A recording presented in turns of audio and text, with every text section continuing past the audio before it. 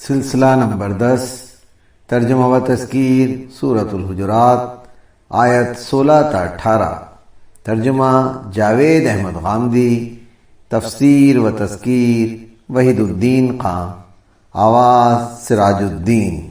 اعوذ باللہ من الشیطان الرجیم، بسم اللہ الرحمن الرحیم۔ قل لتعلمون اللہ بدینکم واللہ یعلم ما فی السماوات وما فی الارض واللہ بکل شیء علیم۔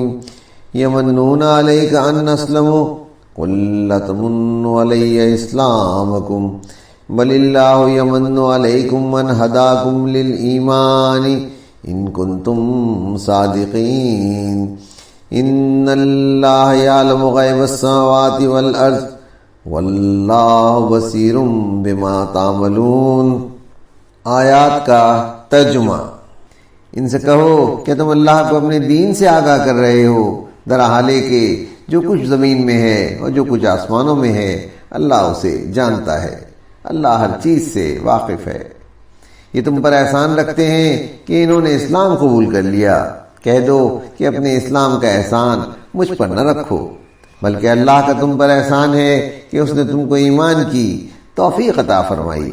اگر تم اپنے اس دعوے میں سچے ہو، اس میں کچھ شک نہیں کہ زمین و آسمانوں کا سارا غیب اللہ کے علم میں ہے، اور جو کچھ تم کرتے ہو اللہ اسے دیکھ رہا ہے۔ ترجمہ جاوید احمد غامدی، تفسیر الآیات۔ کوئی شخص اسلام میں داخل ہو یا اس کے ہاتھ سے کوئی اسلامی کام انجام پائے تو اس کو سمجھنا چاہیے کہ یہ اللہ کی مدد سے ہوا ہے۔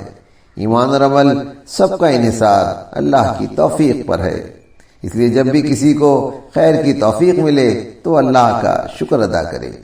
اس کے بجائے اگر وہ اپنے ہم مذہبوں پر اس کا احسان جتانے لگے تو گویا وہ زبان حال سے کہہ رہا ہے کہ یہ کام میں نے اللہ کو دکھانے کے لیے نہیں کیا تھا، بلکہ انسانوں کو دکھانے کے لیے کیا تھا۔ خدا ہر چیز سے براہ راست واقفیت رکھتا ہے۔ جو شخص خدا کے لیے عمل کرے اس کو یقین رکھنا چاہیے کہ اس کا خدا اس کے عمل کو بتائے بغیر دیکھ رہا ہے۔